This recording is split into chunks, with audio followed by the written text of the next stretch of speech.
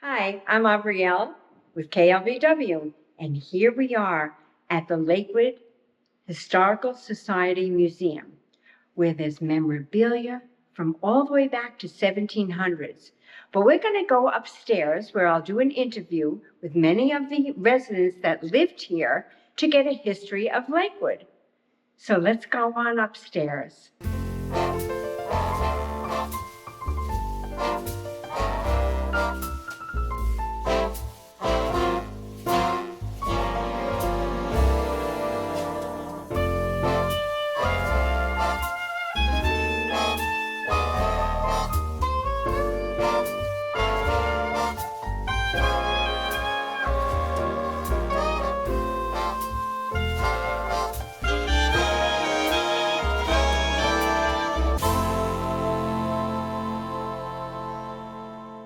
Hello, I'm Aubrielle from KLVW, and today we're in the Lakewood Historical Society and Museum, and I have quite a few guests with me. So we're going to go around in the semicircle and have them introduce themselves and their connection to the Historical Society and the museum. So let's start with you. Yes. Good morning. My name is Richard Wolpin. My connection to the Historical Society and the museum, I'm the historical researcher for the society, and I'm the lead docent at the museum. I schedule other members to volunteer themselves on certain days to be tour guides. Okay. My name is Edith Wolpin. My connection with the museum was through my husband. Also at the museum, I run a little gift shop, and I am docent, mostly on Sundays, and I enjoy coming here very, very much. I'm Dr. Stan Lipson. I'm president of the Lakewood Historical Society. We began as members of the Lakewood Heritage Commission, which is a township affiliated organization. Later, we developed the Lakewood Historical Society, so any funds that are contributed will not go into the township coffers, however, will go into the museum. And I'm president of the Lakewood Historical Society, a member of the Lakewood Heritage Commission as well. I've been living in Lakewood since 1948. My wife she's not here today, but she was born in Lakewood, and we've never left, and I've spent my entire career and still live in Lakewood. Yeah, good morning. Richard Johnson. I've been a member of the committee for a few years now. I forget how many, but I was brought in here by John Barron. It was he was my neighbor, and he was one of the early members of the museum. And because I love Lakewood and the history of Lakewood, I was very happy to come and try to give some of my assistance to the museum. Thank you.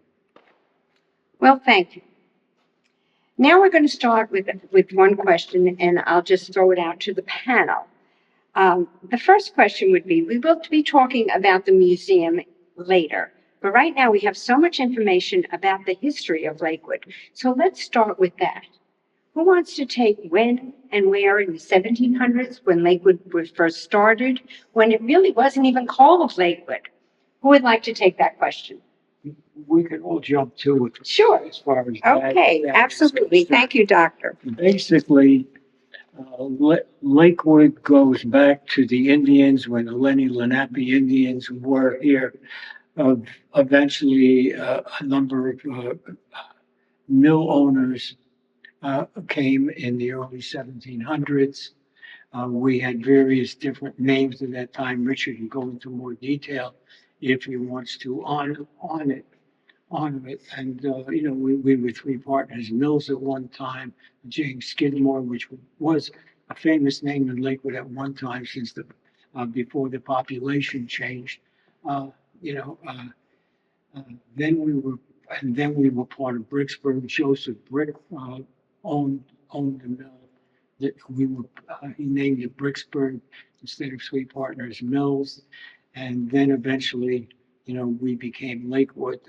There were some personal persons who came to Lakewood after the Civil War. There was a Captain Bradshaw, and he became very involved in real estate. And Charles Kimball came to Lakewood and sort of recuperated here. And all of a sudden, we became a famous place for recuperation. And probably if you ask old-timers, an old-timer is meeting someone who would be a decade older than me, and I'm not that young either, would say that the heyday of Lakewood was when the hotels were here.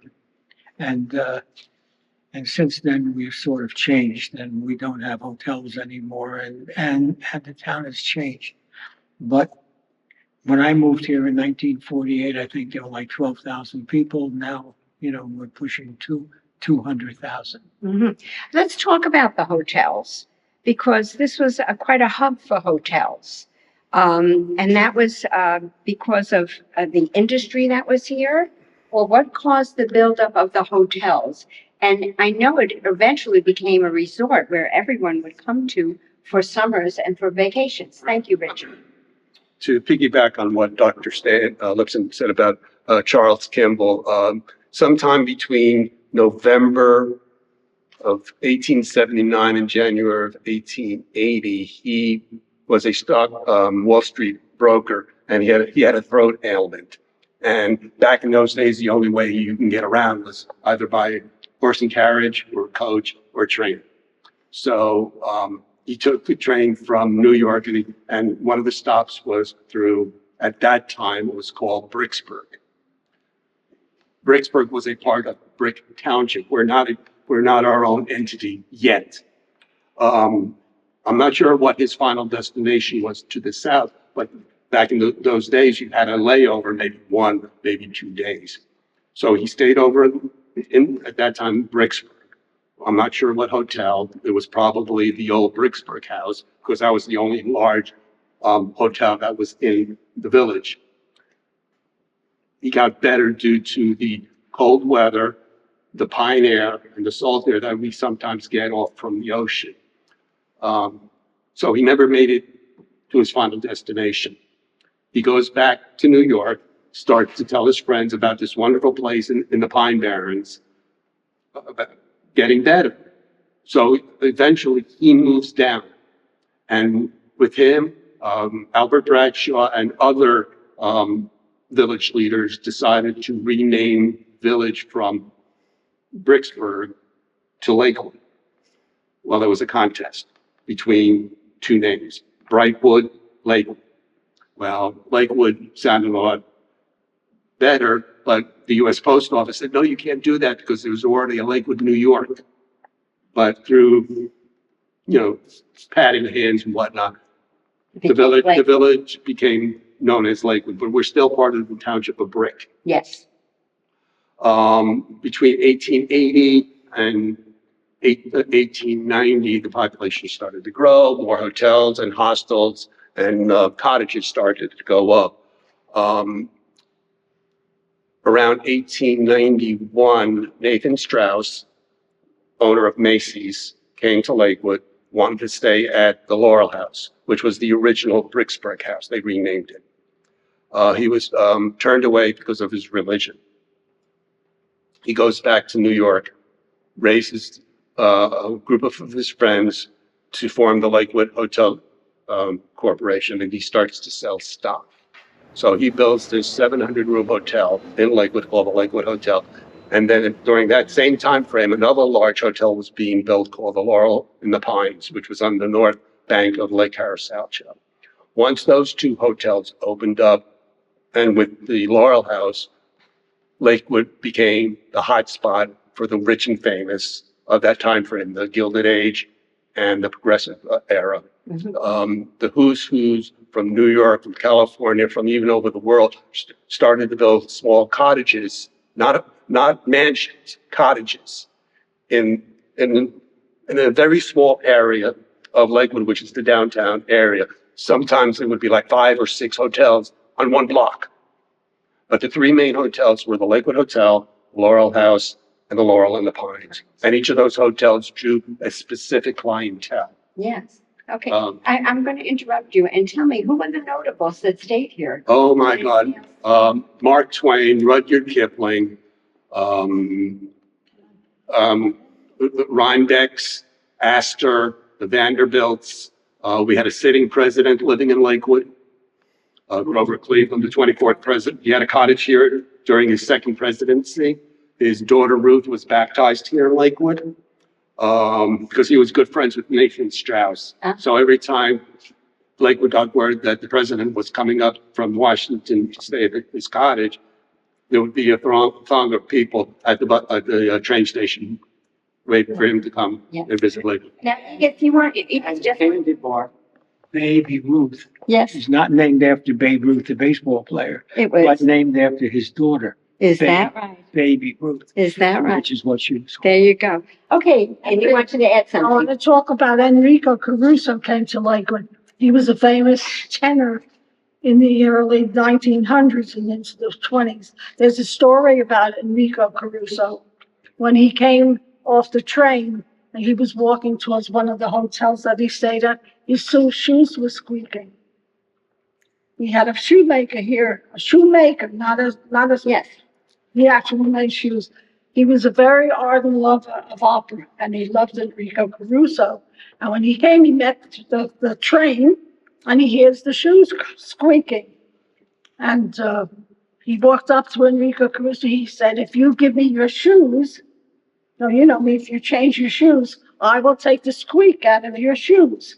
Okay, so the next day, he brings back the shoes, and sure enough, they're not squeaking. So I asked the family member who was involved with that. I said, "Well, what happened? Did you give the guy a tip or anything like that?" He said, "No." That's a great story. There are many stories, right? I have a few others. I know, that's so good. You know, To double up what Richard said, Yes. I just want to add one more thing, sure. which I learned from Richard's father, Sheldon, and that was there was a column in the New York Times, a weekly column of who's who in Lakewood. So that's how famous Lakewood was during the Gilded Age. During the Gilded Age. And those years were what? Those years will probably be from the 1890s to the First World War. Mm-hmm. After the First World War, the Gilded Age changed. Also with 1916, with the income tax, the people didn't have that kind of money and they stopped coming to Lakewood. And then what happens is you'll find that the sons of don't come back. Mm-hmm. You take the chicken farmers here. Mm-hmm. The sons of chicken farmers don't stay on the chicken farm. Mm-hmm. And historically, if you go into the progressive movement, the sons of progressives didn't necessarily remain progressives. Mm-hmm. They might have gone into Right. Richard, I'd like to ask you, the progression of industry that occurred here in Lakewood, that really brought everyone here first, that were lumber people? They did have lumber. What else was it, Stan? That was big in Lakewood. Trying to think. Is that ironworks or? Bergen Iron Works, yes. All right, I can answer that question. The first industry, what Stan was saying about Three Partners Mill was a lumber mill set up by three brothers, the Skidmore brothers, John, George, and Henry. They established a sawmill, and they dammed up the south branch of the Tittaconk River, which runs through downtown Lakewood, to open up a lumber mill. And they called it Three Partners Mill. Well, three brothers, Three Partners Mill. Right. Sometime between about 1814, bog iron was found in the area. And bog iron is not a good quality of iron. You can still work with it. You can once you run it through the blast furnace, you melt out all the impurities, and you can use the finished ore to make products like axes and pick irons, shovels and forks and nuts and whatnot. Did that iron industry affect the war at all? Yeah, I'm going to get to that. Okay. But the owner of the iron forge, which was called Washington's Furnace, it was owned by Jesse Richards. He also owned the blast furnace down in Bastow, down in South Jersey in Burlington County. Um, but he wasn't making a profit. But one of his co-workers was by the name of Joseph W. Brick. He bought Washington's Furnace in about 1833, and he renames the village Bergen Iron Works, and he turns a profit, and he starts to build property, land, all around the area. But at this time, Bergen Iron Works is still part of Monmouth County. Ocean County didn't exist yet. It wasn't until 1850 that Ocean County was formed out of the northern part of Monmouth County, and that's why Toms River is the county seat for Ocean County. Unfortunately, Joseph Brick dies in 1847, leaving a wife and 5 children. And at that time frame, women were not allowed to own property.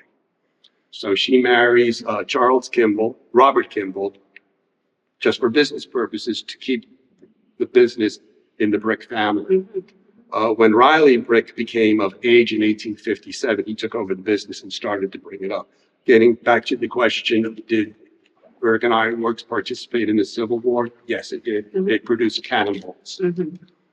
We have, to my recollection, one picture of the warehouse of Bergen Iron Works with cannonballs sitting in front of it. I'm not sure where that picture is. Okay, we'll find it. Okay. So that was industry number 2. Yes. Number 2.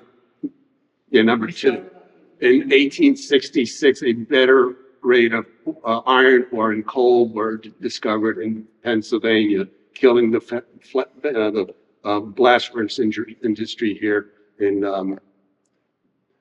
Bergen Iron Works. Getting back. So did everyone move out then? No, because they came with they repurposed the iron box. They turned them into cranberry box. All the leisure villages in Lakewood are built on old cranberry box. Really? Yes. Wow, that is really interesting. Yeah, to remember. You're going back to rural times. So you had a lot of farmers. Okay? So most of the people who lived in the area became farmers, and then as the town developed, there are stores and people need things, how towns grew in general. But Lakewood was the center of the surrounding communities. Manchester, if you lived in Manchester, if you lived in Jackson, you lived in Howell, and if you lived in parts of Brick, when I was a kid, you all came to Lakewood. Is that So if anybody asked you where you're from, you didn't even think you were from Howell. you just said Lakewood. You were from Lakewood. You were from Lakewood. This was the hub. And most of the surrounding areas, at least during my lifetime, were people on farms, or they had a business related to farms. And what was your daily life? When you lived on a farm, you came into town to shop. You went to the A&P, you went to Acme, you went to different stores. There were feed stores, and there were, hardware stores, things all relative to the farming industry as well. And then, of course, the hotels is what you're coming up, and it mushroomed into from the 1930s through the 1940s up until the early 1960s. The hotel days were the great days of Lakewood. So we've learned how the demographics sort of have changed. So now I'm going to ask you. Your husband became very interested. We're going to do a fast forward because there's so much history here, and we want to really talk about this museum that's the best kept secret in Lakewood. Yes. So tell me how your husband Sheldon felt it so important to. Because there was so much history here, as you can see now. Absolutely. And we haven't even touched. I know that. I know that. A lot. Yeah. And he was always interested in history. And when the township, it's almost more than 20 years ago, Stan, the township formed the commission. The commission, I think, was formed in the 1980s. Something like that. So it's 40 years ago. I think it was 1986. Yes, you're right. I think it was 1986. 1980, I was not yet interested in that one. Okay. But my husband was always interested. He was always looking for information. And then finally, when he was able to be retired in the, almost in the 80s, a few years into the 80s, he had more time to do that. And I was told your husband was called Mr. Lakewood. Yes, he And was, why was that? because he was a very kind, generous, supportive person. He was a quiet man, really. Mhm. Very rarely did he ever get above IC, Mhm. okay? And he loved Lakewood so much that he wanted to preserve it for those who would come after him. And he joined the commission, and he was ahead of it for quite a few years. But then he brought all the other people in, Stan and Dick and John Barron. And the commission for what? To It was form? a historical Historical. commission. From that, we formed the Lakewood Historical Society in 2002 or 3, I forgot already. Around that time. And he was so devoted that he wanted to make all of these people who were devoted. There are a few of us who are from the beginning, Stan and myself, and his wife, and Steve Wexler, who was a young man from the police department. Oh, Armin. We don't have too many of the people who went back 20 years. Yeah. Right, Stan? Right. When you think about it. I want to add one more thing about Sheldon. Yes. In 1992, we celebrated 100 years of Lakewood history. Yes, oh, you're right. And Sheldon was the person who arranged the entire program. And it was a wonderful program. I spoke for the decade of the 1950s. I graduated high school in 1955, and then I started teaching in 1959 in Lakewood, and the four of us still live in Lakewood. Most persons have left Lakewood. We still live in Lakewood. Mhm. So whenever I give out a scholarship, for the Lakewood Athletic Hall of Fame, the first thing I say is that I still live in Lakewood. Yes. I'm still one of you. So very proud. Yes. Yes. And we all are proud of living in Lakewood. Yes. And Lakewood is part of our heart. Yes. Really, and that's why we're involved.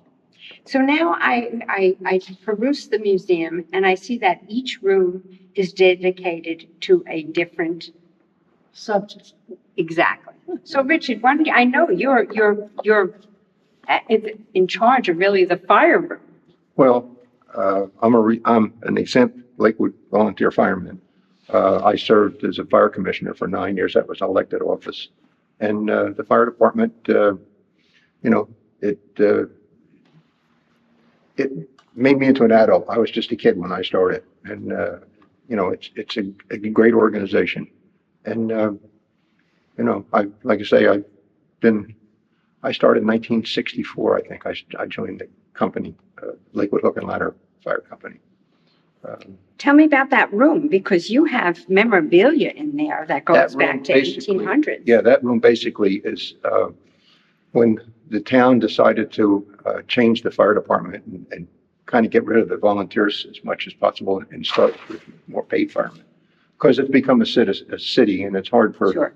to get volunteers out when they're off working somewhere.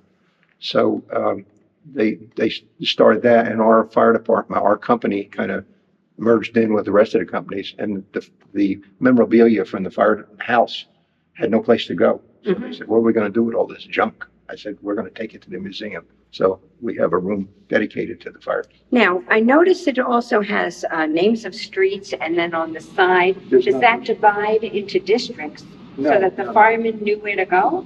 They used to, now they have electrons and pagers to alert the volunteers, and there's more paid firemen on duty all the time. What happened was, they had a horn, an air horn on firehouse number 1 on Monmouth Avenue and First Street. The horn would blow, and you could hear it all over town. It was a big air horn. And it would blow 5 times, stop, blow 1 time. So it was 51. So you look on your chart, the 51 was Monmouth Avenue and 7th Street. And that's where you would go. Boy, you've come a long way then. Yes, we have. Yes. We have. But that room is just so full of history. Well, like I say, that basically when when Hook and Ladder Company was merged into the rest of the fire department, we had no place to put all of our memorabilia, so we agreed at the museum to take the stuff and make a gallery. So I'm very proud of it. It's, Oh, you shows should a lot of Lakewood. You should be. It has a lot of history in it. Now, you have other rooms also. Who wants to take that? And just tell me about the other rooms that, if I were a visitor to come here, and I want to let you know also that when you come here, it's donation only. So this is really a big part of history that's been preserved by your husband, by all of the members here. Very, very important. So I urge you to come see it also. But let's get back to the rooms. So what other rooms do we have? Okay, we have one room that's dedicated to the Lakewood boys who were in the military and a display of fallen Lakewood police officers. Dr. Livingston, what do you teach? I taught history at Lakewood. Okay, that's what and a lot of you are alumnus from Yes. Not me. No, she's a transplant. I'm a transplant. You're a transplant. I'm a transplant from New York City. Okay. Okay. Edith, I want to ask you about the other rooms that are here. My favorite room is the room that we call the business room, because it has all kinds of pictures and memorabilia at the hotels, other businesses that came and went. That So flourish. we have in that room that the kids like to see. We have a typewriter. The kids adore that. I'll tell you a story about the typewriter. And cash registers and other equipment that they had, that a lot of the young people. who I come saw the here don't salsa know. bottles. And we have the salsa, so we have all of that, and all the gadgets and things that we're giving away in the stores. We have an old sewing machine. We have cooking equipment that was in a hotel kitchen. But I think the fact we have an old telephone booth from the bus terminal, and the kids love that. Yes. And they can what do they call them? When the kids can touch everything. We have Interactive. interaction with that. We have a couple of other things, but that's my favorite room. I love to go in there and see all that old stuff. Right. Just in there from the hospital. Right. And pictures of hotel owners. So now I have to ask the panel, how did you come to get this building? I'll tell you exactly what happened. Yeah. We had a board member. At that time, he was Harvey Krantz. Now he became R.E.A. Krantz, which is his real name. A school board member. And we were able to use the auditorium in the old Princeton Avenue High School, which was my high school. And then it became a junior high school, and then it became an elementary school. And then it became the board office, and you know how careers go around. I went to high school there, I taught in Lakewood, I became a central school administrator at the end of my career, and I ended up in the same building. There you go. So life does go around. There you go. At any rate, 360. we were there, we had the auditorium, and it was a nice little cute museum, didn't have much. And then the Board of Education decides to sell it for operating expenses. They got $7.5 million. And I'll say it in public, and I say it every time I give a presentation. It was the dumbest thing the board could have ever done. We lost a big building, and if you go down there now, for $7.5 million, I don't know how many millions they made when they built apartments on the athletic field in the back. Now, we were in storage for at least 4 years. Mhm. So a lot of what you see here was in storage. Then one day, Mayor Coles gets hold of Bob Kirshner, who went to Lakewood High School. He graduated 2 years after me, and he was a member of the commission. And I gotta give him a lot of credit in the restoration of this building, Mhm. because he spent a lot of his time involved in it, hiring people and doing the work. So how did this building Now, become now. available? Okay, Ray Coles, and now I'm getting into it. Ray Okay. Coles calls Bob Kirshner and me to come look at it. And if you want to, have you ever seen any pictures called of the art of abandonment? When buildings look like hell. Yeah. And if you go It's in downstairs disrepair. in the first room that Richard was talking about, we do have pictures of what the museum looked like on one of the easels. It should be in there, you know, if not. It's still there. It's still there, okay, because one time they moved it. And it was in disarray. it was a mess. And we spent years without money, and the first thing the mayor said to us, don't ask for any money. So we didn't, Yeah. and we eventually got it done, and what you see is what we have done here. Mhm. And I think it's a beautiful building. As luck would have it, everything really did work out because it really is a beautiful building. I really think we have the nicest museum in Ocean County, without a doubt. Without a doubt, it's the nicest. We have 6 rooms, we can add more, we can entertain up here. Mhm. It- Now, what happens up here? We're in more of a recreation room up here. This was an auditorium. It's an auditorium. It was. Uh-huh. This is where the Catholic school would have their services. Their assemblies. Had the services. Yeah. Right. And they would have their religious services here, et cetera, which was good. Okay, so the museum is open how many days a week? 3 days a week. 3 days a week. We're open Saturday, Sunday, and Monday from 1 to 4 o'clock. And- However, we will be open for any group that wishes to come. So we encourage all groups to come. If you have a special group, just contact the museum, contact us, and we will try to make an arrangement where we will have enough docents available. Well, it's wonderful that you have this museum that everybody can learn about the history of Lakewood, and anyone that's moved into New Jersey should really come see the museum. So I thank you all for joining in this panel. And this is Abrielle from KLVW. Until next time.